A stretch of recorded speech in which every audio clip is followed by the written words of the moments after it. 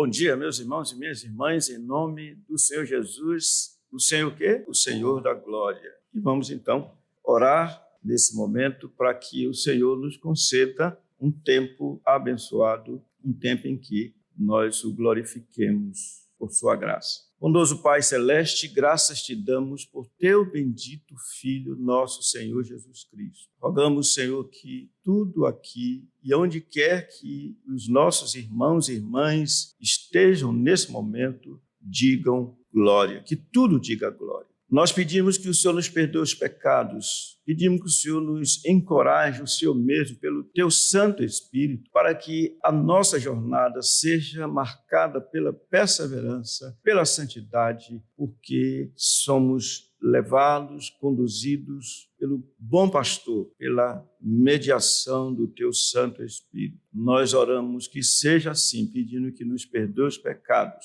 dá-nos entendimento. Em nome de nosso Senhor Jesus, oramos. Amém. Meus caros irmãos e irmãs, vamos ler mais uma vez no livro de Hebreus, no capítulo 12, nós encontramos o texto que começamos há 2 semanas começamos a considerar há 2 semanas, em Hebreus 12, no versículo 1, quando assim está escrito. Portanto, também nós, visto que temos a rodear-nos tão grande nuvem de testemunhas, desembaraçando-nos de todo o peso e do pecado que tenazmente nos assedia, corramos com perseverança a carreira que nos está proposta, olhando firmemente para o autor e consumador da fé, Jesus, o qual, em troca da alegria que lhe estava proposta, suportou a cruz, não fazendo caso da ignomínia, e está assentado à destra do trono de Deus. Considerai, pois, atentamente aquele que suportou tamanha oposição dos pecadores contra si mesmo, para que não vos fatigueis, desmaiando em vossa alma. Os irmãos devem ter alguma lembrança de que nós olhamos para esse texto e o dividimos em 3 partes distintas, mas todas interligadas porque é um texto só. E as 3 partes fizemos à luz, ou essa divisão, do tema o encorajamento que vem da história. Certa vez eu tive necessidade de dar aula a uns pequeninos, e eu me lembro que o Marcos Fábio era um deles, e salvo engano. Então, naquela ocasião, eu precisava dizer a eles o que significa encorajamento. Mas como você dizer a uma criança o que é encorajamento? Então, eu fiz um desenho, supondo ser uma mola, que haveria de impulsionar um objeto que estivesse à sua frente. Então, eu comprimi a mola, coloquei o objeto na ponta da mola que estava presa numa outra superfície, e aí soltei o que estava na frente daquele objeto. O que aconteceu? A mola entrou em ação e impulsionou aquele objeto. Em outras palavras, a mola serviu de fator de encorajamento. Ela foi quem estimulou. E quando a gente diz o encorajamento que vem da história, nesse caso, a história de homens e mulheres relatados nesse capítulo 11, ou seja, no capítulo 11 desse mesmo livro de Hebreus, lembrando que essas pessoas, à luz do início desse capítulo 12, que vem com a palavra portanto, ou seja, diante de tantos homens e mulheres cuja vida foi uma vida de fé, uma vida de perseverança, uma vida de sofrimento, e sofrimento esse. Vida essa que serve de estímulo, serve de encorajamento, serve como uma mola que nos impulsiona para frente. É isso que é o encorajamento que vem da história. E vocês lembram que eu fiz menção de Asaf, que no Salmo 73, ele estava preste a jogar toalha, preste a desistir de tudo, quando ele pensou na história, nos pais de antigamente. Então ele disse: se eu pensara em falar tais palavras, Jair teria traído a geração dos teus filhos. E Asaf, então, entrou no santuário, e lá no santuário ele se deparou com a bondade do Senhor para com o seu povo, e Asaf, então, teve outro ânimo e pôde começar o Salmo 73 exatamente isso, assim. Com efeito, Deus é bom para com Israel, para os de coração puro. Com efeito, ele diz: quanto a mim, eu quase revalar os pés, faltou pouco para que eu desviasse os meus passos. E então conta a história que mostra como ele voltou ao caminho, voltou a perseverar, cheio de confiança nesse Deus que é bondoso. É isso que nós temos aqui. E por isso nós falamos, a primeira parte, que a história bíblica é uma fonte de encorajamento diário, porque o autor do livro de Hebreus, no capítulo 12, começa exatamente dizendo: portanto, também nós, visto que temos a rodear-nos tão grande nuvem de testemunhas. Então, diante dessas testemunhas, dessas pessoas que, como Abel, estão ainda falando, nós devemos nos sentir encorajados, nos sentir impulsionados a seguir em frente. Então, depois vimos que a história bíblica mostra também que os vencedores, que são aqueles homens e mulheres do capítulo 11 de Hebreus, deixaram tudo que podia impedi-los no seu avanço até o final, até a glória, porque ele diz: desembaraçando-nos, ponto 2, de todo o peso e do pecado que tenazmente nos assedia, corramos com perseverança a carreira que nos está proposta. Então, nós verificamos que, de fato, aqueles personagens, Moisés, por exemplo, o próprio Abraão, mas Moisés, que é mais para cá, mais próximo de nós, Moisés se livrou de tudo que pudesse atrapalhá-lo. Moisés deixou a vida de luxo do Egito para viver com o povo de Deus, sofrendo, mas ele se desfez disso. E quem é que não quer uma mesa farta? Quem é que não quer tudo bonito? Quem é que não quer viver sem nenhum tipo de enfermidade? Todo mundo quer isso, mas, às vezes, a enfermidade é o melhor presente, fruto da graça do Senhor para a minha vida, para a sua vida. Porque se vivêssemos sadios e nédios, como o salmista falou no 73, não queríamos saber de Deus, não queríamos saber de avançar, não queríamos saber de contemplar a glória por vir. Mas, porque sofremos, nós entendemos o que Paulo diz. Nós aguardamos o Salvador, nossa pátria está nos céus, de onde aguardamos o Salvador, o Senhor Jesus Cristo, o qual transformará este corpo de humilhação para ser igual ao corpo da sua glória, segundo a eficácia do poder que ele tem de até subordinar a si todas as coisas.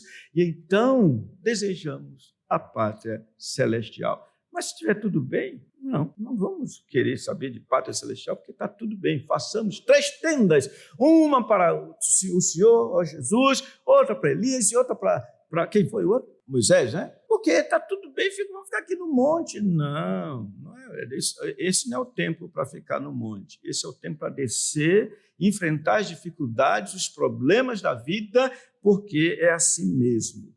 Nós devemos nos livrar de tudo. Então, como desportista, correr até o fim. Precisamos, portanto, correr para o alvo que foi estabelecido, porque ele disse: a carreira que nos está proposta, tendo como alvo exatamente a glória. E nós entendemos aquilo que Pedro disse. Pedro, capítulo 5, no contexto de sofrimento, ele diz: ora, o Deus de toda graça, que em Cristo vos chamou à sua eterna glória, depois de ter vencido por um pouco, depois de ter sofrido por um pouco, ele mesmo vos há de firmar, aperfeiçoar, e tudo isso porque a glória pertence a ele. Tudo bem, irmãos? Vimos até agora. Seu Hernani, sofrimento. Olha, seu Hernani está na casa de oração. Irmã Francisca Rebelo, sofrimento, seu esposo, onde eles estão? Na casa de oração. E isso é importantíssimo, meus irmãos. Afinal, todos quantos querem viver piedosamente em Cristo Jesus, ele diz o quê? Serão perseguidos, mas os impostores e perversos irão de mal a pior, enganando e sendo enganados. Nesta manhã, nós vamos falar agora do último ponto nosso. Vamos lá? A história mostra que há um que está acima de todos e que deve ser imitado por todos. Vamos ler juntos esse versículo 2. Vamos ler juntos? Olhando firmemente para o autor e consumador da fé, Jesus, o qual, em troca da alegria que lhe estava proposta, suportou a cruz, não fazendo caso da ignomínia, e está sentado à destra do trono de Deus. Se vocês olharem para esse texto que está aqui exposto, esse versículo 2, vocês verão que na vida do Senhor Jesus, o Senhor Jesus passou exatamente por essas coisas que nós estamos falando. Ele tinha um alvo. Qual é o alvo que está aqui proposto? Qual é o alvo que está aqui? É a alegria que lhe estava o quê? Esse era o alvo dele. Mas para ele alcançar esse alvo, ele precisava passar por poucas e boas, usando a expressão nossa.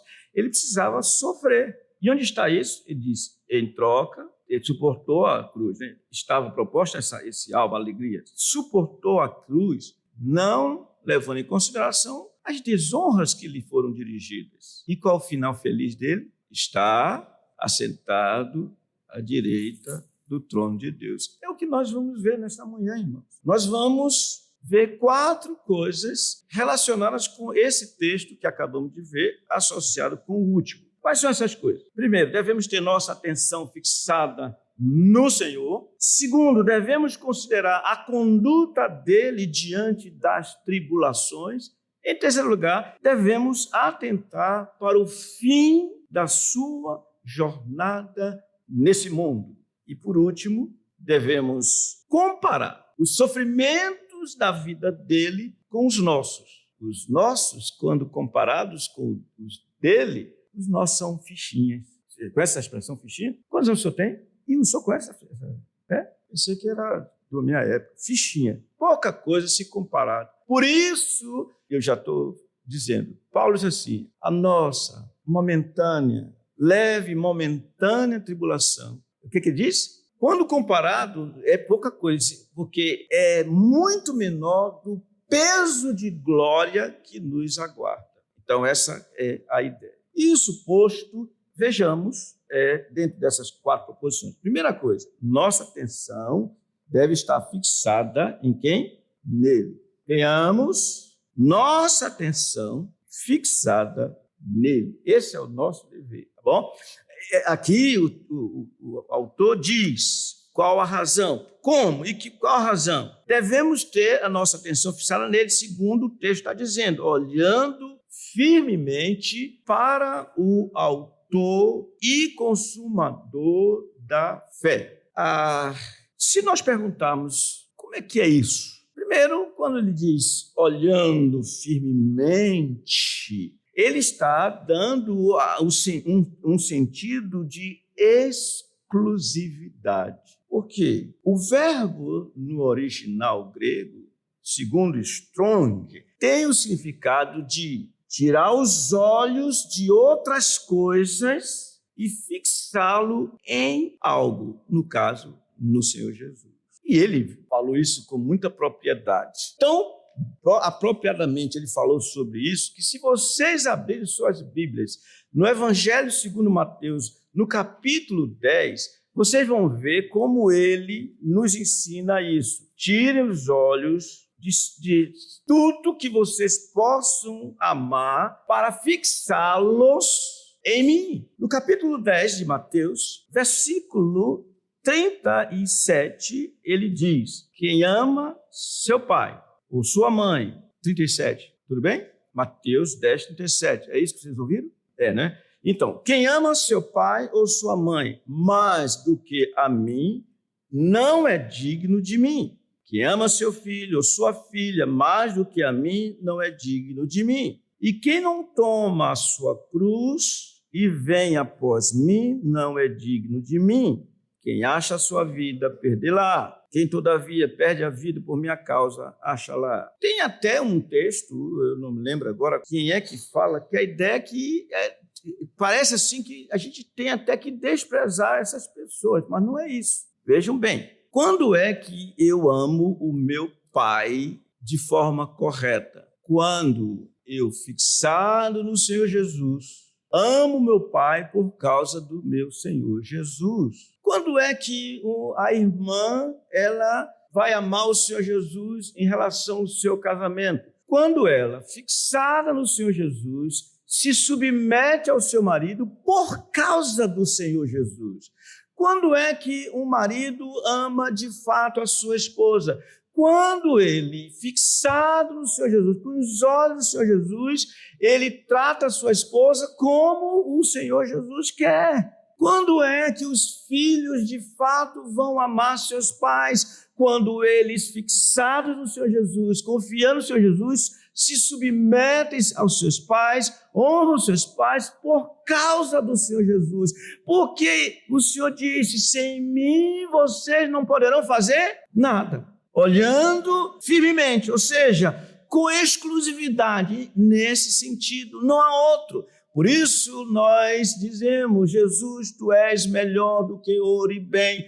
Tu és sempre a Ele, tudo é Ele, tudo é Ele. E Ele disse, e isso implica em mortificar o corpo, a carne, dizendo não, porque é exatamente o contrário do que naturalmente nós queremos. Ser o holofote, queremos ser os tais, queremos tudo de bom e do melhor, em certo sentido não tem problema, para nós, e no final nós ganhamos a nossa vida. Por quê? Perdemos a nossa vida, melhor dizendo. Por quê? Porque não nos negamos a nós mesmos para segui-lo. Tem aqui uma pessoa, que eu tenho muita estima por ela está esperando o bebê. Ela está aqui, então não é. Dona Catarina só pensou logo no seu netinho, que vem no Leonardo. Mas não é o Leonardo. Está aqui, é uma menina que vai chegar. E ela está curtindo e deve curtir essa criança. O pai também, o marido dela também, os dois estão curtindo muito. E agora ela só fica olhando para a barriga dela. Ela tem que ter um cuidado para olhar para a barriga dela depois de estar fixada no Senhor. Olhe para a barriga, para a sua barriga, para a filhinha que vem aí, no Senhor. Isso se aplica a vovó, vovô, a todos nós. Tudo tem que ser no Senhor. Vocês entenderam bem essa ideia? Olhando firmemente. Ou seja, exclusividade. Alguma dúvida? Quando o senhor traz essa comparação do texto, a pergunta é como nós podemos perceber que estamos mais amando o nosso pai, a nossa mãe, mais a eles do que o Senhor. Bem, você não pode falar do marido com a esposa, não, que eu gosto de mexer com o senhor está do lado do senhor digníssimo aí. O senhor ainda tem pai? E olha, foi longe, né? Pai, ele não tem nem mais pai, o pai já está distante, né? Mas eu posso dizer como é o pai, mas é melhor o marido com a mulher, né? Por exemplo. Como é que o senhor chama ela? Hein? Como é que o senhor chama ela? Amor. Amor, eu te amo no Senhor Jesus. Se for verdade, porque às vezes a pessoa pode falar uma coisa e não é verdade. Né? Aí o senhor ama ela no Senhor Jesus. Ela disse, meu filho, estou querendo uma moto 350. Existe isso ainda? Existe aí? Eu quero que você compre para mim uma moto 350. Ela disse, minha filha, se eu lhe der uma moto 350, eu tenho que dar com um caixão de defunto primeiro, junto. Porque você não sabe dirigir moto. Você vai pegar uma moto 350 lá, a primeira arrancada você vai cair no chão e vai morrer e eu vou ficar viúvo. O senhor vai dar a moto 350 para ela? Você vai dizer assim, minha filha, eu não vou lhe dar uma moto porque isso não convém para você no Senhor Jesus. Porque a vontade do Senhor Jesus não que a mulher não possa dirigir uma moto, não que... Vocês entendem o que eu estou falando, né? A mesma coisa se aplica aos pais. Tem pais que eles não conseguem ter um bom relacionamento com seus filhos. eles são muito durões, eles são inflexíveis, etc, etc, etc. E ele acaba provocando a ira aos seus filhos, desânimo. Como é que os pais devem agir? O Senhor dá muitas instruções para isso. A primeira coisa que os pais precisam olhar para os filhos é dizer: meu Senhor, me ajude para que nossos filhos conheçam o Senhor, porque esse é o maior presente que pode existir. Que os nossos filhos aprendam a dizer assim: fiel à palavra e digno de toda aceitação, que Jesus Cristo veio ao mundo para salvar os pecadores, e eles olhem para si e se vejam como pecadores salvos pela graça. Esse é o melhor presente que um pai pode dar para os filhos, e eles devem batalhar para que isso seja realidade. Quando os pais não se importam com esse aspecto espiritual, o maior benefício que alguém pode ter, eles podem dizer assim: olha, papai e mamãe amam vocês demais. No dia que eles tiverem entendimento espiritual, eles vão dizer: papai e mamãe não nos amaram como deveriam amar, porque não nos deram como prioridade o que é de mais precioso, que é o evangelho de nosso Senhor Jesus Cristo. Vocês estão entendendo? Então, uma sugestão é pensar sempre assim: nós temos que relacionar tudo com o Senhor. Daí que Stemarker, para finalizar esse ponto, ele diz assim: devemos manter nossos olhos focados em Jesus e devemos fazer isso sem distrações. Como é fácil sermos distraídos, olhando firmemente para Ele, o Senhor. Além disso, existe uma outra razão para essa atitude de focar no Senhor, e está no fato de que Ele é o quê? O autor e consumador da fé. Qual é o significado dessas duas expressões, autor e consumador da fé? Como autor, a ideia é: ele é o líder principal, é o príncipe, alguém que tem a liderança sobre algo, e deste modo é alguém que nos dá exemplo. Ele está acima de todos, logo todos devem fixar-se nele. Paulo deixa isso muito claro lá aos Coríntios, quando ele diz assim: o amor de Cristo nos constrange, julgando nós isto: um morreu por todos.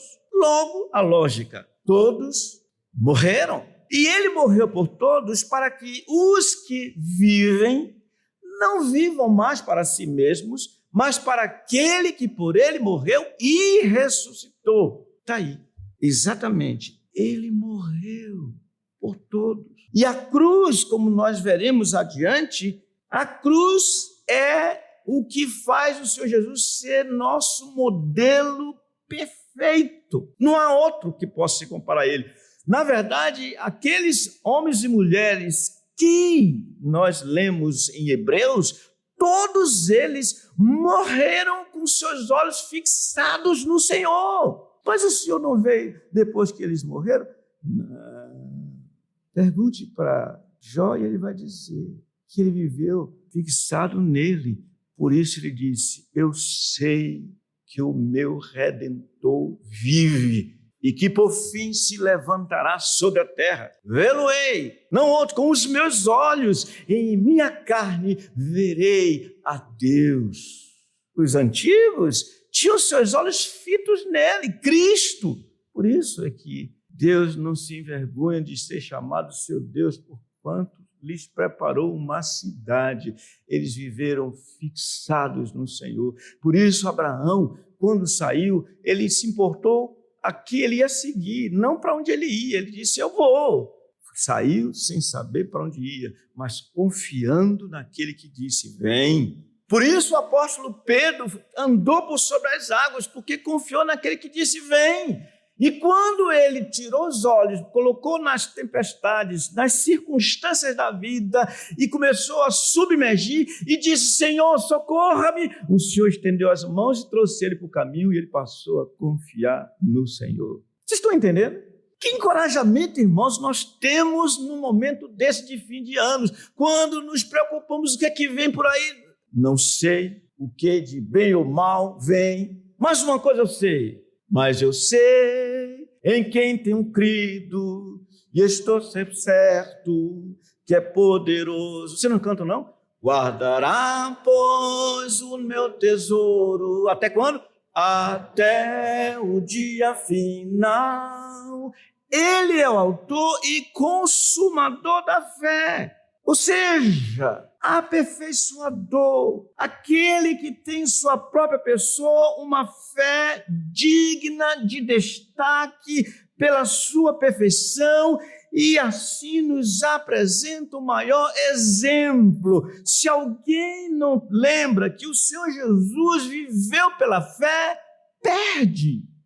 Ele viveu pela fé. Tanto viveu pela fé que ele disse: quanto amo a tua lei, é a minha meditação todo dia, porque ele precisava meditar na palavra do Senhor. Por isso ele é o bem-aventurado do Salmo 1, o homem que não anda no conselho dos ímpios. Por que você está rindo? João Batista, você agora vai dizer todinho o Salmo 1 para mim, porque você riu de mim, porque eu me embaracei, se me embaraço nesse primeiro salmo. João Batista, diga comigo aí. Bem-aventurado. Não estou ouvindo. Vocês estão ouvindo, gente? Não. João Batista, vamos lá. Bem-aventurado. Dá o microfone para o João Batista aí para ele dizer o Salmo 1, por favor. Dá aí. Liga aí para o Salmo 1.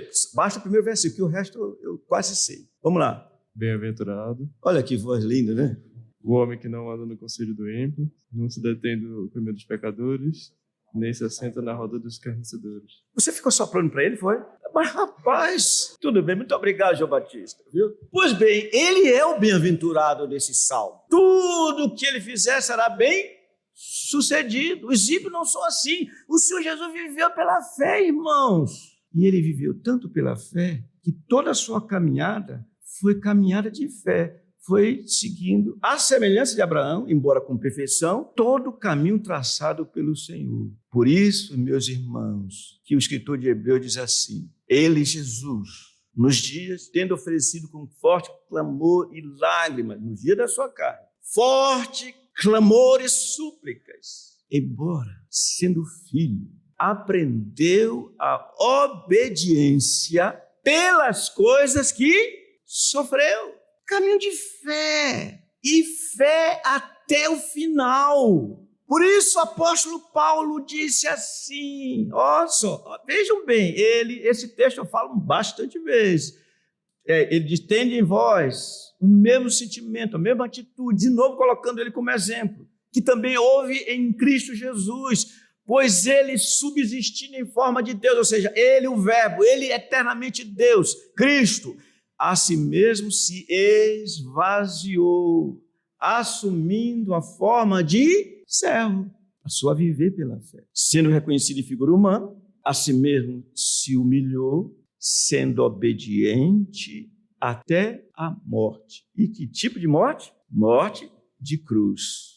Até o final, irmãos, ele viveu pela fé. Isso é tão certo que na cruz do Calvário, o último grito dele foi assim: Pai, em tuas mãos entrego o meu espírito. Ninguém tirou a vida dele, ele a entregou, cumprindo o que ele disse: a minha vida ninguém a tira de mim, eu espontaneamente a dou. Recebi isso do Pai, esse poder, e foi o único que espontaneamente entregou a sua vida estando naquela situação. Aí já dizia Estevão não foi na perfeição dele, evidentemente, que Estevão que disse: Senhor Jesus, em tuas mãos, recebe a minha espírito, alguma coisa mais ou menos assim. Mas com quem Estevão aprendeu isso? Com o consumador da fé. Vocês entenderam esse ponto? Toda a vida do Senhor foi de fé. Ninguém leu e meditou mais na Escritura do que ele. Ninguém orou mais do que ele. Ninguém expôs o Evangelho mais do que ele. Ninguém creu no inferno mais do que ele. Ninguém creu nos céus e na terra mais do que ele. Nos novos céus e nova terra mais do que ele.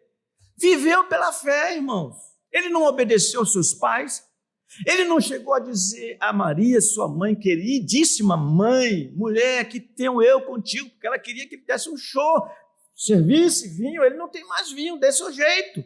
Ele disse: mulher, que tenho eu contigo, a minha hora ainda não é chegada. E depois de colocar as coisas no devido lugar, ele fez o milagre, transformando a água em vinho de primeiríssima qualidade. Viveu por fé. Na prática, o que ele nos ensina? Meus irmãos, viver por fé é usar máscara como essa, porque cresce que nós vivemos num mundo onde o Senhor age de forma ordinária. E ele instituiu autoridades. E dentre dessas autoridades, há autoridade na área da saúde, autoridade na área da saúde sanitária, né? E há prescrições, e homens e mulheres dizem: o uso da máscara ajuda a nos preservar e a preservar os outros, por isso usa. Agora, claro, você vai dizer: e o senhor? Tem aqui uma parede aqui, aqui um negócio, como é que chama isso aí? Aquela parede de acrílico tão bem feita que você nem percebe. Então, está aqui. Alguma dúvida? Alguma pergunta? Ele, o consumador da fé. Sim, senhor. A pergunta do irmão é: como eu posso buscar encorajamento na história de outras pessoas? Nos relatos bíblicos, ele cita Abraão e entre outros do passado. Se eles falharam, se eles foram pecadores, como eu posso buscar encorajamento? Se eu olho para o Senhor Jesus, realmente ele viveu perfeitamente, mas tem como eu encontrar encorajamento nesses homens que foram pecadores, que erraram? Para responder essa pergunta, está direitinho, tá? Para responder a sua pergunta, eu vou me valer de duas situações. A primeira, vocês vão abrir a Bíblia de vocês em Hebreus capítulo 13, e depois nós vamos ver Tito capítulo 2. Mas vamos por parte. O que diz o versículo 7? Vamos ler juntos. Hebreus 13, 7. Lembrai-vos dos vossos guias, os quais vos pregaram a palavra de Deus, e considerando atentamente o fim da sua vida, imitai a fé que tiveram. Uau! A gente diz assim, né? Uau! Né? Entende esse uau? Parece que há contradição. Jesus é o autor e consumador da fé. E aí, o próprio, no capítulo 12, chega no capítulo 13, diz assim: imitem os que imitaram o Senhor Jesus. Aliás, o apóstolo Paulo chegou ao ponto de dizer assim: irmãos, sede meus imitadores, como eu sou de Cristo. Já começou a melhorar aí, né? Tá, vamos lá. Se vocês também forem à carta do apóstolo Paulo a Tito, capítulo 2, no versículo 3, está escrito o seguinte: quanto às mulheres idosas, semelhantemente que sejam sérias em seu proceder, não caluniadoras, não escravizadas a muito vinho, sejam, o que, irmãos? Mestras do bem, a fim de instruírem as jovens recém-casadas a amarem ao marido e a seus filhos. Paulo, falando de doutrina, diz assim, fala o que convém a sabedoria, falando de doutrina. Ele diz à igreja que ela deve atentar para as mulheres idosas que são caracterizadas por serem mestras do bem. E que essas mulheres recém-casadas procurem instruções delas, para que essas recém-casadas aprendam a amar de modo correto, tanto ao marido quanto aos seus filhos. Mas por que essas mulheres têm essa condição? Porque elas andam segundo a sã doutrina, à luz do que o Senhor Jesus disse. Então não há contradição. E aqui vem um elemento que eu gostaria de enfatizar diante do que tem sido a resposta. É muito fácil eu vou usar a expressão, espiritualizar de forma inadequada essa questão de nosso relacionamento com o Senhor. Como é que o Senhor faz com que um jovem se case com uma jovem crente? O jovem se casa. Fala aí, cara, fala, Henrique, tudo bem? Tudo bem? Você é solteiro ainda, né? Tá lá. Então, vamos pensar aqui. Eu não vou citar o nome do Henrique Isel, mas já citei, que é solteiro. Mas, digamos, seu Gilmar, eu imagino, dona Marilene, querem que eles se casem com uma crente ou uma não crente, seu Gilmar? Crente. Ele falou bem forte, uma crente. Então, tá. o seu Gilmar ora, sua mãe ora, seus irmãos oram para que o Henrique com Isel case com uma crente. Em outras palavras, que ele e ela se casem no Senhor. E aí alguém faz uma pergunta: Isel, quem foi que deu a você essa esposa? Sabe qual é a resposta de Isel? Ele vai dizer: eu essa esposa segundo o provérbio, que diz assim: quem acha uma esposa, acha o bem e alcançou a benevolência do Senhor. Interessante. O Senhor deu a Henrique e Zé uma esposa, mas ele usou meios ordinários para fazer isso. Fez com que Isel vivesse em torno da sua família, seguindo as orientações, a diretriz dos seus pais, fez com que ele se congregasse, fez com que ele amasse o Senhor Jesus, e o Senhor providenciou a Rebeca dele. Estou falando porque ficou... Fábio, não tem nada a ver, tá? Por favor. Viu?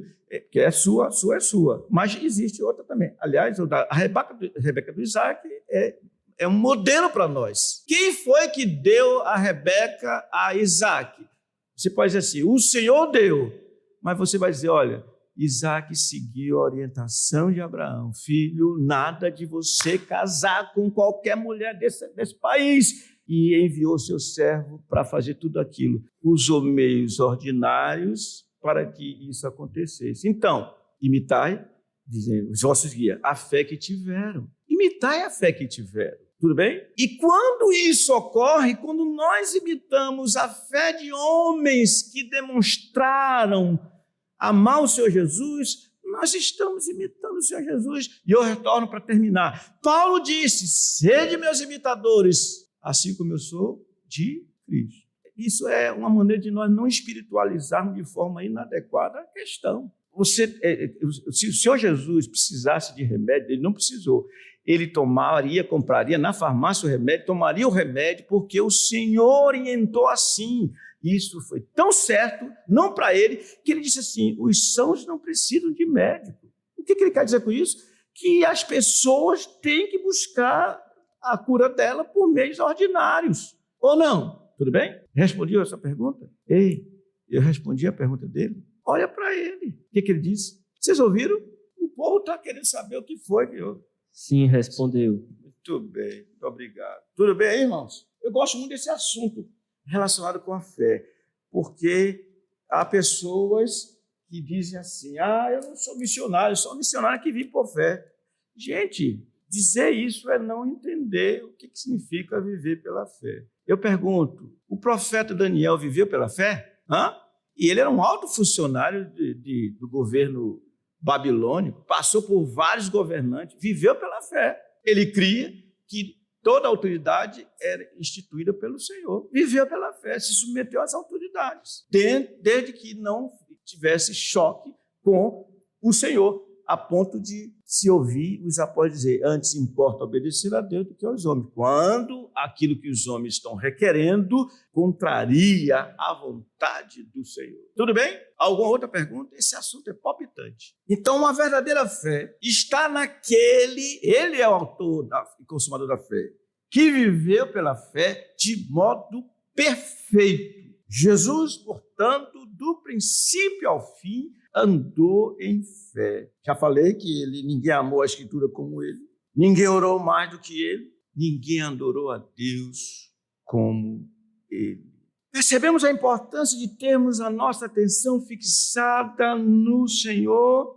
Deles, duas razões para mostrar isso. Estou avançando. Em seguida, consideremos a conduta dele. Devemos considerar a conduta dele diante de quê, irmãos? Das tribulações. Diz aqui: o qual, em troca da alegria que lhe estava proposta.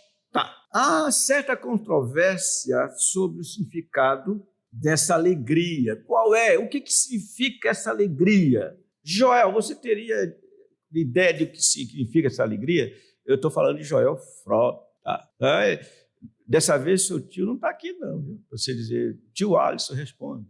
Você tem alguma ideia do que seja essa alegria que estava proposta ao Senhor? É tão bonita, Joel, essa alegria. Estão entendendo o que eu estou falando, fazendo? Jorge, você tem ideia do que seja essa alegria? Ele disse alguma coisa, Fábio? Ele falou. Não? Você não ouviu? Não, ele falou. Não falou não, Jorge? Falou. Parece que a interpretação mais adequada é aquela que diz o seguinte: para obter o gozo que Deus planejou para ele, Jesus obedientemente sofreu a agonia da morte. Eu fiz essa citação do Dr.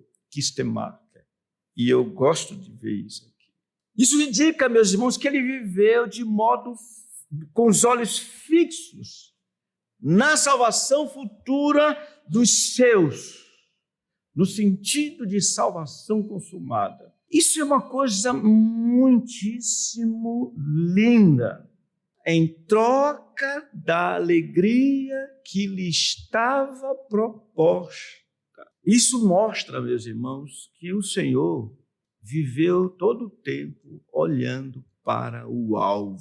E, evidentemente, que o alvo dele era glorificar a Deus. Mas glorificar a Deus por fazer aquilo que o Senhor planejou. Incrível.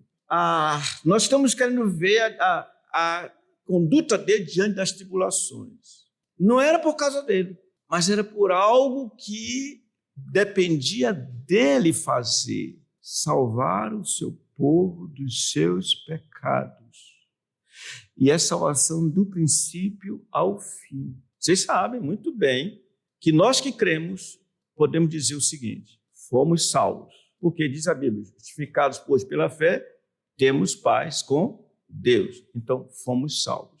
Mas também podemos dizer, estamos sendo salvos. O Senhor Jesus disse: Pai, santifica-os na verdade. A tua palavra é a verdade. Então, a santidade, a santificação progressiva faz parte da nossa salvação. Por isso mesmo, no sentido de que a nossa responsabilidade também existe, por causa disso, Paulo diz: desenvolvei a vossa salvação com temor e tremor, porque Deus é quem opera em vós tanto querer quanto realizar segundo a sua boa vontade. E seremos no futuro salvos. Nós vamos ver isso hoje à noite, em algum momento, com a graça do Senhor.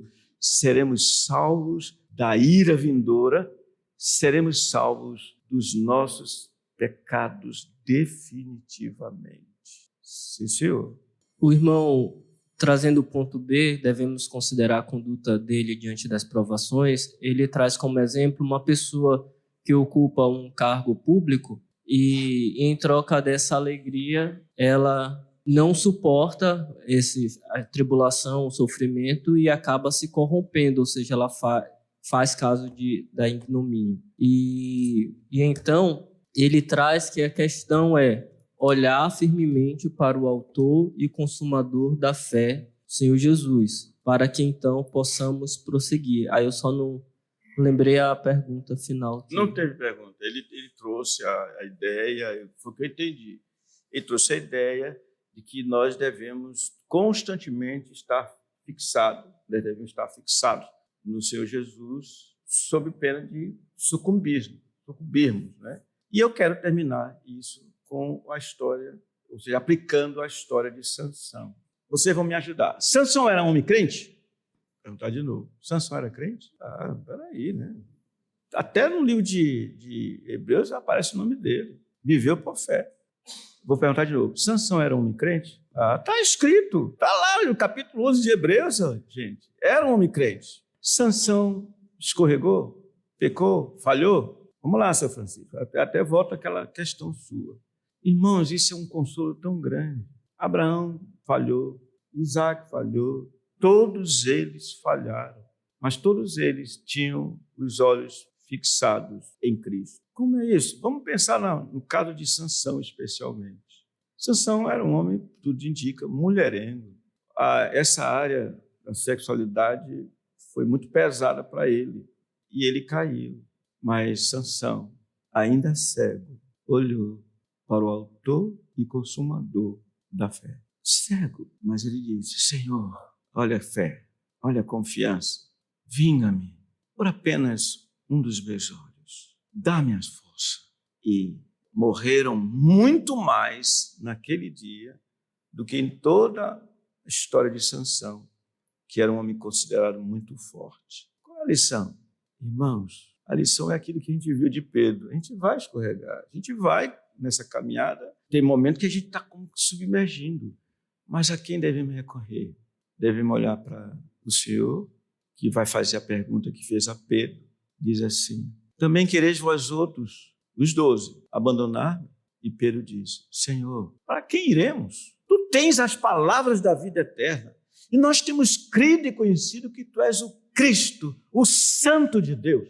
Isso é que devemos fazer. Mas vamos falhar assim, sem dúvida nenhuma. Cada um saiba, tenha essa convicção de que está olhando para o autor e consumador da fé e que sua conduta, diante da tribulação, que não terminamos, vamos fazer isso, essa conduta seja a nossa conduta. Enfrentar os sofrimentos por causa dele e seremos, aliás, já somos, mas vamos experimentar isso mais do que vencedores por meio daquele que nos amou. Eu vou dizer bem redondamente, o quê? Começa com A. Amém.